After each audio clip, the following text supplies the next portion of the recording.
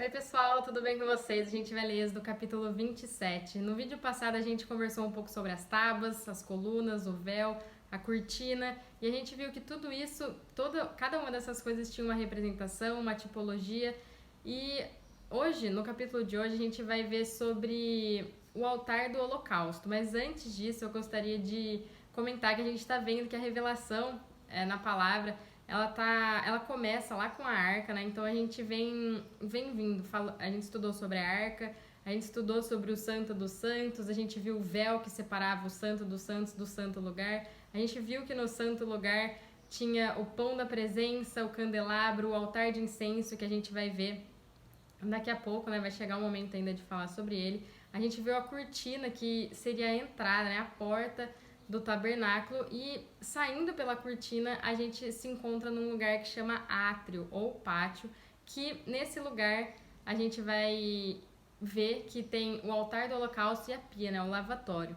Então o relato do tabernáculo aqui em Êxodo, ele começa com Deus e descreve o tabernáculo desde a arca até o homem, né? Na verdade, é o caminho que o homem deve percorrer para chegar até Deus. No entanto, quando o homem chega, ele se aproxima desse tabernáculo, ele não começa do lado de Deus, ele não começa lá na arca, ele começa no altar, né? Então, o primeiro item, a primeira coisa que o homem vê quando ele olha para o tabernáculo é o altar. Então, qualquer pessoa que quiser se encontrar com Deus, ela tinha que mexer em todos esses móveis até chegar à arca. Tinha que passar pelo átrio, pelo santo lugar e ver e se relacionar com todos esses elementos, com todos esses objetos até chegar na arca. Então, e nisso, gente, a gente vê que Deus, ele já veio até nós, né? Ele veio do céu para a terra e o altar era o seu destino. Então Cristo, ele veio do céu para a terra e durante as suas últimas horas na terra ele foi para a cruz. Então tudo isso estava debaixo de um propósito e seu objetivo principal era reconquistar o homem para si mesmo. Então isso significa que Deus saiu do tabernáculo para trazer o homem ao tabernáculo. Então antes, lá no Jardim do Éden, Deus ele vinha até os homens, Deus vinha até os homens todos os dias. O homem caminhava com Deus, o homem se relacionava com Deus. Mas quando o homem peca, ele é tirado da presença de Deus. O pecado fez com que o homem e Deus não pudessem mais se relacionar. E alguma coisa deveria acontecer, né, para voltar essa comunhão entre Deus e o homem. Qual seria essa maneira deles voltarem a se relacionar, gente? Então, como a gente sabe que o salário do pecado é a morte, alguém digno deveria morrer para trazer o pecador de volta para o seu Deus. Então,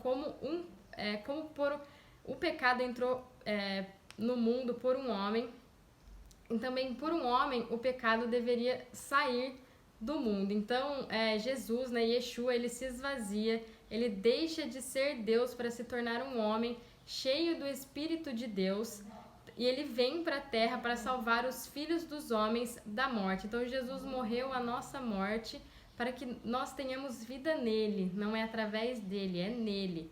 E olhando para o tabernáculo, a gente vê que ele conta essa história, ele mostra quanto o pecado separou o homem de Deus e como Deus trouxe o homem de volta. Ele mostra o caminho que o homem percorre até voltar a Deus. Vamos começar com a leitura então, depois dessa introdução.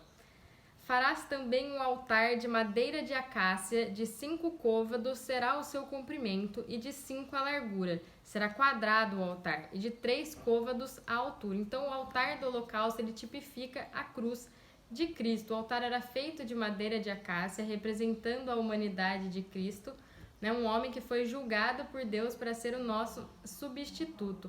Então, na tipologia, o Senhor ele usou a madeira de acácia como o material para construir o altar. Isso indica que a eficácia da cruz não se encontra na própria cruz, mas na humanidade que está relacionada com a cruz, porque a madeira de acácia representa o homem Jesus. Então, ser quadrado, aqui a gente viu que o altar era quadrado. Então, o quadrado significa reto, perfeito, sem qualquer tipo de deficiência. E ele foi testado por muitos meios, de disciplinas para ser justo e perfeito. Jesus foi preparado para ser o nosso substituto. E ele é qualificado para ser nosso redentor, porque ele cumpriu todos os requisitos da justiça, da santidade e da glória de Deus. A gente vê aqui que o altar ele tinha 5 côvados de comprimento por 5 côvados de largura. Então, esses 5 vezes 5 representa Cristo com a responsabilidade na cruz de cumprir todos esses requisitos da justiça, santidade e da glória de Deus, indicando uma responsabilidade plena. Então, Jesus ele carrega toda essa responsabilidade na cruz, cumprindo a exigência de Deus para conseguir trazer o homem de volta. E o número 3 aqui, a gente sabe que ele se refere ao Deus triuno. Então, a gente está vendo aqui que o Deus triuno ele está envolvido em nossa redenção. Quando nós éramos pecadores e a gente ouve o Evangelho, o Espírito Santo estava trabalhando em nós. Quando a gente se arrepende, a gente começa a valorizar Jesus e ao mesmo tempo o Pai também está trabalhando nisso tudo. Então, assim, o Espírito, o Filho e o Pai trabalham juntos para redimir e nos trazer de volta e ser aceitos. Então, a gente vê aqui que o Deus triuno, ele recebe o pecador arrependido. Isso que significa a altura do altar ser de 3 côvados. Dos 4 cantos fará levantar-se 4 chifres, os quais formarão uma só peça com o altar, e o cobrirás de bronze. Então, os chifres eles representam a força, e na tipologia, os 4 chifres eles representam as 4 extremidades, os 4 cantos da terra, significando que a obra redentora de Cristo é tão eficaz que ela pode ser estendida a toda a terra. Ela tem força, poder para alcançar os 4 cantos da terra. E os chifres, eles não foram feitos separadamente, depois presos no altar. Eles eram uma só peça com o altar. Então, era o altar e os 4 chifres formando uma só peça, indicando que o poder e a força da redenção de Cristo não podem ser separados da cruz. E cobrir o altar com bronze, a gente sabe que o bronze ele representa o julgamento justo de Deus sobre Cristo como o nosso substituto. Então, quando Cristo estava na cruz, ele era um homem representado pela madeira de acácia, e ele foi coberto com bronze, que é o julgamento de Deus. Far-lhe-ás também recipientes para recolher a sua cinza, e as pás, e a bacias, e garfos, e braseiros, todos esses utensílios farás de bronze. Então, todos os utensílios eram feitos de bronze, significando que todas as coisas relacionadas à cruz são para o julgamento justo de Deus. Far-lhe-ás também uma grelha, uma grade de bronze em forma de rede, a qual farás 4 argolas de bronze nos seus 4 cantos, e as porás debaixo do rebordo do altar para baixo, de maneira que a rede chegue até ao meio do altar. Então, se houvesse apenas as 4 paredes do altar, se fosse só por fora do altar, sem a grade dentro, ele estaria vazio. Então, o significado do altar depende inteiramente dessa grade com os 4 anéis. Então, o conteúdo do altar é a grade com os 4 anéis. E os anéis, eles representam o Espírito Eterno que está envolvido com a redenção completa que Cristo efetuou. Farás também varais para o altar, varais de madeira de acácia, e os cobrirás de bronze. Os varais se meterão nas argolas de um e de outro lado do altar quando for levado. Então, as varas, elas eram usadas para mover o altar. Elas eram feitas de madeira de acácia coberta com bronze, representando que Cristo, o homem, ele estava sob o julgamento de Deus. E essas varas foram colocadas nos anéis, que representam o movimento da cruz pelo Espírito. E, além disso, os postes de ambos os lados do altar eram carregados por homens. Isso representa que o mover da cruz, através da coordenação dos crentes, da igreja, como testemunha. Oco e de tábuas o farás, como se te mostrou no monte, assim o farão. Então, o altar era feito de tábuas, de forma que se fosse oco e grande o suficiente para conter todos os utensílios do tabernáculo. Significa que a cruz de Cristo contém todas as nossas experiências de Cristo. Todas as nossas experiências com Cristo estão baseadas na cruz. Farás também o átrio do tabernáculo ao lado meridional, que dá para o sul. O átrio terá cortinas de linho fino retorcido. O comprimento de cada lado será de 100 côvados. Então aqui a gente vê que a gente começa a falar do átrio, um compartimento do tabernáculo, outro, né, compartimento do tabernáculo, na verdade, e o último a gente viu o Santíssimo, o Santo Lugar e agora o átrio, onde é o primeiro lugar que o homem, ao chegar nesse tabernáculo, ele se encontra no átrio. Então, o átrio ele representa a esfera e os limites do edifício de Deus. O compartimento do átrio era de 100 côvados. O número 100 é composto de 10 vezes 10, representando a plenitude da plenitude.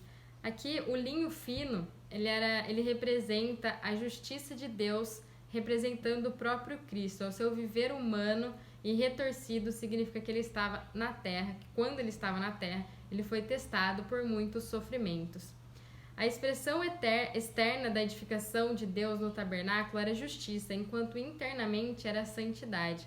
Então, no átrio estavam as cortinas de linho que representavam a justiça de Deus, e dentro do tabernáculo havia ouro e objetos revestidos de ouro, representando a natureza de Deus, que é a santidade.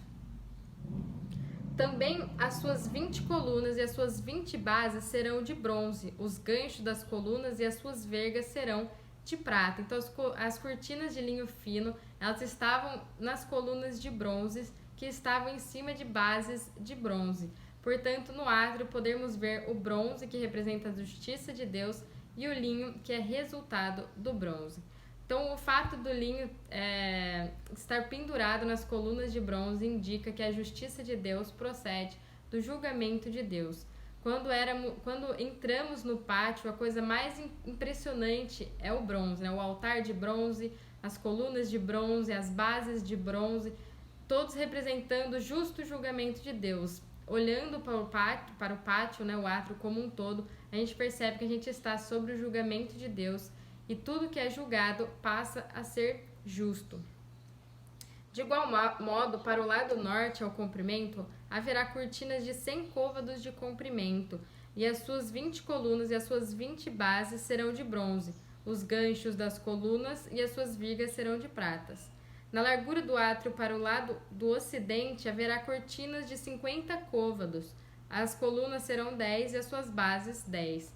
Então, as colunas e as bases representam Cristo julgado por Deus. Não o Cristo que hoje está glorificado, mas Jesus, o homem que veio na terra para ser julgado em nosso lugar. As vergas, os suportes e os ganchos das colunas eram de prata, representando a obra redentora de Cristo, que é o resultado do julgamento justo de Deus. A largura do átrio do lado oriental para o levante será de 50 côvados. Então aqui, gente, a gente viu que o átrio ele tinha 50 côvados de largura. E o número 50 é composto de 10 vezes 5. E representa a total responsabilidade, né? Já que o número 10 é a totalidade e o número 5 representa a responsabilidade. E aqui, gente, no átrio, somando tudo, a gente vê que tem um total de 60 bases e 60 colunas. 20 colunas de um lado, 20 colunas de outro lado, 10 colunas atrás e 10 colunas na frente. E o número 60, que representa Cristo em semelhança de carne humana, que é julgado por Deus de acordo com a justiça de Deus. As cortinas para um lado da entrada serão de 15 côvados, as suas bases terão 3 e as suas bases, então, as suas colunas serão 3 e as suas bases serão 3. Para o outro lado da entrada, haverá cortinas de 15 côvados, as suas bases serão 3 e as suas colunas também serão 3. Então, quando alguém se aproxima do tabernáculo de longe, o que ele via primeiro, como a gente já havia dito, é a entrada do átrio, onde havia algo que representava a aparência do edifício de Deus, onde havia as cortinas que ficavam em ambos os lados da entrada. O número 15 é composto de 3 vezes 5, que representa a responsabilidade de Cristo, que teve que cumprir os requisitos do Deus triuno. As 3 bases e as 3 colunas significam que os 2 equivalem ao Deus triuno e os 2 lados da entrada representam um testemunho. À porta do átrio haverá um reposteiro de 20 côvados de estofa azul e púrpura, e carmesim e linho fino retorcido, obra de bordador. As suas colunas serão 4 e as suas bases 4. Então, a cortina, como tal, né, representa Cristo Redentor como nossa entrada no edifício de Deus. O azul representa algo celestial, o roxo, o púrpura, representa a realeza, né, que Jesus é Cristo, na verdade, é rei. O carmesim representa a redenção e o linho fino retorcido, né, representa a vida firme que Jesus teve. Ele se manteve em santidade, mesmo passando por diversos sofrimentos. E a obra de bordador aqui é constituída e realizada pelo Espírito Santo. Então, de cada lado a gente tem Deus, né, representado pelos números 3, e no meio a gente tem o homem, a criatura, representado pelo número 4. Isso significa que o homem carrega o Deus triuno como um testemunho. Então, embora o linho fino cobrisse as colunas, este não era um material básico, era o bronze que representa o justo julgamento de Deus. A entrada do átrio do tabernáculo é de bronze, é a entrada do julgamento. Por isso devemos perceber que tudo que somos, tudo que temos, tudo que fazemos e podemos fazer deve ser julgado. Todas as colunas ao redor do átrio serão cingidas de vergas de prata.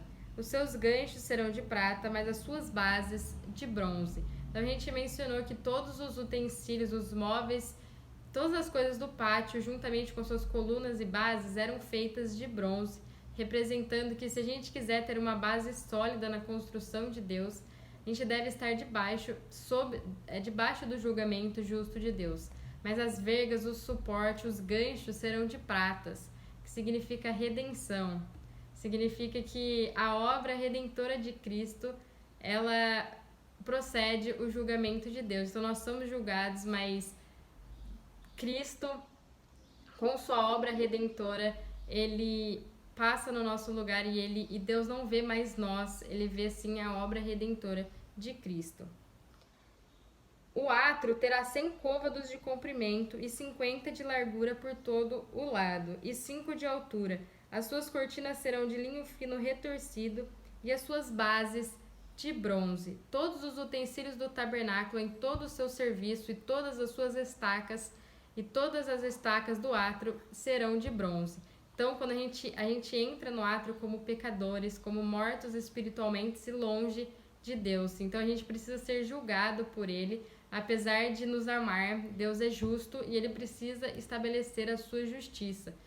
Nós nunca seríamos aprovados, porque a nossa natureza é pecaminosa. Então, aqui entra a obra redentora de Cristo, o único homem que poderia ser julgado por Deus e ser aprovado. Então, Cristo foi julgado no nosso lugar. E ao reconhecer isso, ao nos arrepender e crer em Jesus e no seu perfeito sacrifício, nós somos lavados e nós entramos na salvação de Deus e no seu edifício. Nós somos transformados em sacerdotes e agora nós temos acesso ao santo lugar, onde começa a santificação. A gente se alimenta do pão na mesa do pão da presença, né, que é a palavra revelada. A gente é guiado pelo Espírito Santo, representado pelo candelabro. E com quebrantamento e arrependimento, com o rasgar da nossa carne, a gente fica de frente ao incensário, né, onde tudo isso, essa santificação, esse queimar de incenso, né, ele chega com um aroma doce, né, chega com um cheiro suave ao nariz do Pai, e assim a gente consegue chegar na presença do Pai, que é a arca. Ordenarás aos filhos de Israel que te tragam azeite puro de oliva, batido para o candelabro, para que haja lâmpada acesa continuamente. Na tenda da congregação, fora do véu que está diante do testemunho, Arão e seus filhos a conservarão em ordem, desde a tarde até pela manhã, perante o Senhor. Estatuto perpétuo será este a favor dos filhos de Israel, pelas suas gerações.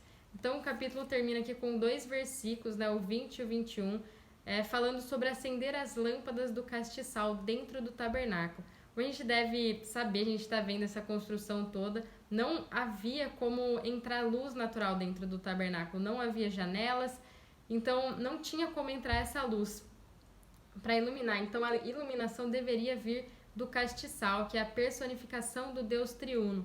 O ouro representando a natureza do Pai, a natureza divina, né? A forma do castiçal representando o Filho e as lâmpadas expressando o Espírito. Então a gente nunca pode esquecer que as coisas do Velho Testamento são sombra das coisas que haveriam de vir. Então, ao estar dentro do santo lugar, nós somos iluminados por esse Deus triuno, sendo sacerdotes santos. A gente não vai estar na escuridão, apesar das circunstâncias, nós teremos luz. Tá bom, gente? Esse é o capítulo 27. Espero que vocês estejam gostando, que não esteja muito maçante esse estudo. Por isso, fiquem com Deus e até o próximo vídeo.